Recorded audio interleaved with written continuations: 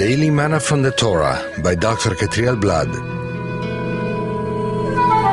Shavua Tov, everyone. We've come to the first Aliyah of Parasha VaYishlach, and He sent.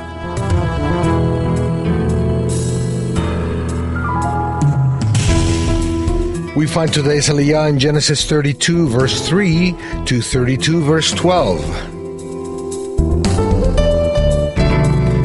Today we'll be reading from verses 9 through 12.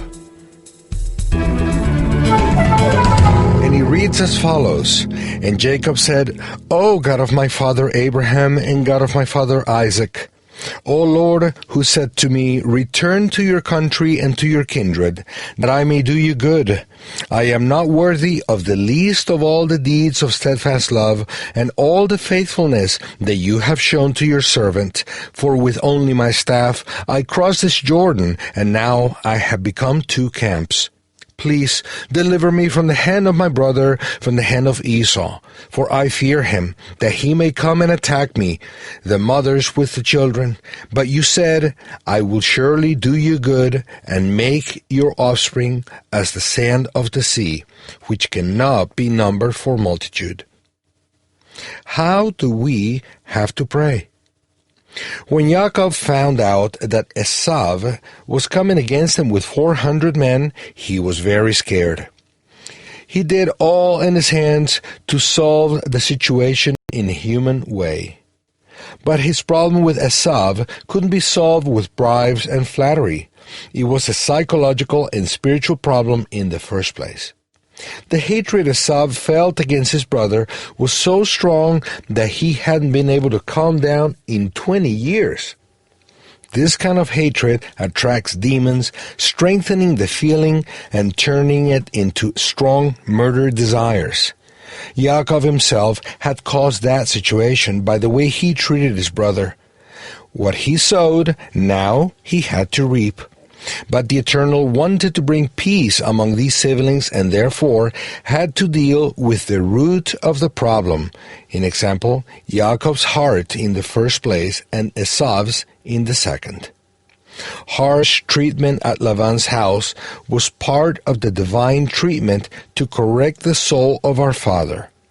But he wasn't ready to enter in the land of the promise just yet. He had to face his brother and fix what he had done 20 years before.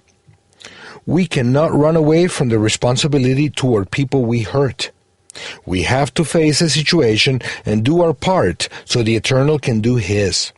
If we run away from responsibility, the Eternal will eventually bring up a circumstance so that we are confronted with the situation and learn to correct our mistakes or to make tikkun, rectification. Tension was growing strong, and Yaakov started to pray. His prayer is a good example of how we have to pray. I want to underline 3 aspects of this prayer that can help with ours. Number 1, pray according to the Eternal's promises. Number 2, pray with a humble attitude. Number 3, pray with all honesty and transparency. Yaakov based his prayer on what the Eternal had said. He pointed out the Eternal's promise twice. His mind was saying that he was in a situation of grave danger, soon facing a person who, with another 400, was determined to kill him. Yaakov didn't stand a chance against all these men, and his family was in danger of being totally destroyed. On the other hand, the Eternal's promises said that Yaakov's offspring were going to multiply as the sand of the sea, and that the Eternal would be with him when he came to the land. So, within Yaakov, there was a struggle between the reality in the physical world that he was experiencing at that moment and the spiritual promises of the Eternal. When Yaakov prayed, he decided to stress the promises over the situation.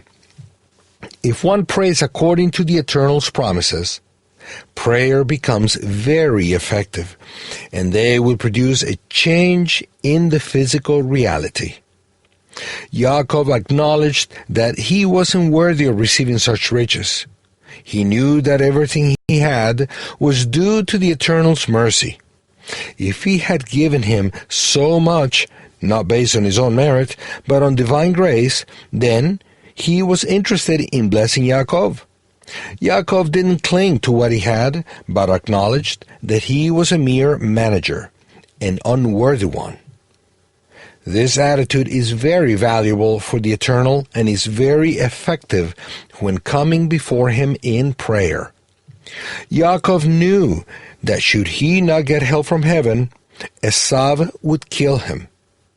Instead of playing faith hero and proclaiming the promise and suppressing his reality and feelings of fear, he opened his heart to the Eternal and confessed that he was very scared. Fake faith has no impact on the Eternal, but honest humility and trust in the grace and mercy from the Eternal, who makes the promises, does. The true character of each person is revealed in the moment of a crisis. Under pressure, Yaakov turned to the Eternal in prayer, not trusting in his own strength, but remembering the Eternal's promises. He humbled himself and accepted that he was nobody. He was completely honest to say what he felt and feared, and the Eternal answered that prayer. Let's follow the example of our father Yaakov.